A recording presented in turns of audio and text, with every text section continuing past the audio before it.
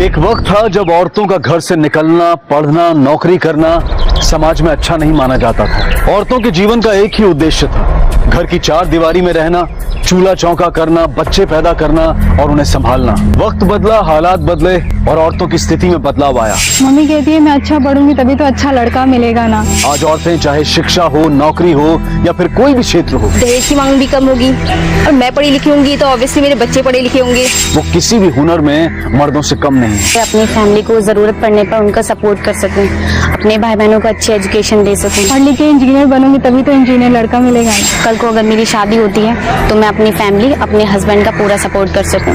लेकिन आज भी हमारे देश के कई हिस्सों में लड़कियां या तो शिक्षा से दूर हैं या फिर उनकी शिक्षा एक अच्छा वर और घर पाने का जरिया मात्र है। आखिर क्यों? हमारी आज की कहानी एक लड़की कोयल की है जो ऐसे ही माहौल में एक बेहतर जिंदगी जीना चाहती थी। ये का अब दाल चावल रोज बनेगा, पनीर वनीर नहीं बनेगा ना इस घर में अब।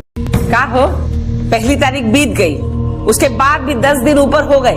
अरे हमारी हथेली में चवन्नी तक नहीं रखी तुम दोनों ने, और पनीर चाहिए का? हाँ, चुपचाप जो बनाए हो खा के उठ जाओ।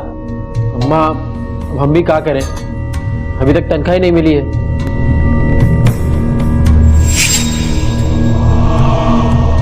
अम्मा एक बात कहें? हाँ, हमें कल 5,000 रुपए मिल सकते हैं का?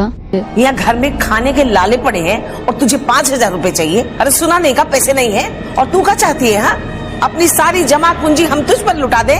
चुपचाप एक बात कान खोल के सुन ले, जितना पढ़ाए हैं उतना बहुत हो गया, बस अब और नहीं। शादी करके चुपचाप निकल जाओ इधर से। फूलमती को अपने परिवार के नाम की पड़ी थी, लेकिन अपने इस रवैये से उसने क्या हासिल कर लिया? क्या मिला उसे? अपना पूरा परिवार खो दिया उसने।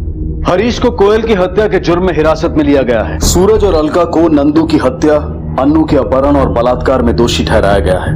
और ये सब कुछ सिर्फ इसलिए हुआ कि फूलमती ने अपनी बहू कोयल के नए नजरिए को समझने की कभी कोशिश ही नहीं की। और अगर की होती तो शायद आज सारा परिवार खुशहाल होता। ये केस हमारे समाज में फैले उस दोहरे नजरिए को दर्शाता है, जहां हम अपनी बेटियों को, अपनी बहनों को पढ़ाते तो हैं, लेकिन जब बारी बहुओं को आजादी देने की होती है तो हम पीछे हट जाते हैं। क्या हम वाकई औरतों को अपने समाज की तरक्की का भागीदार बनाना चाहते हैं? याद रखें, हमारी महिलाएं हमारे लिए शर्म नहीं बल्कि हमारी शान है।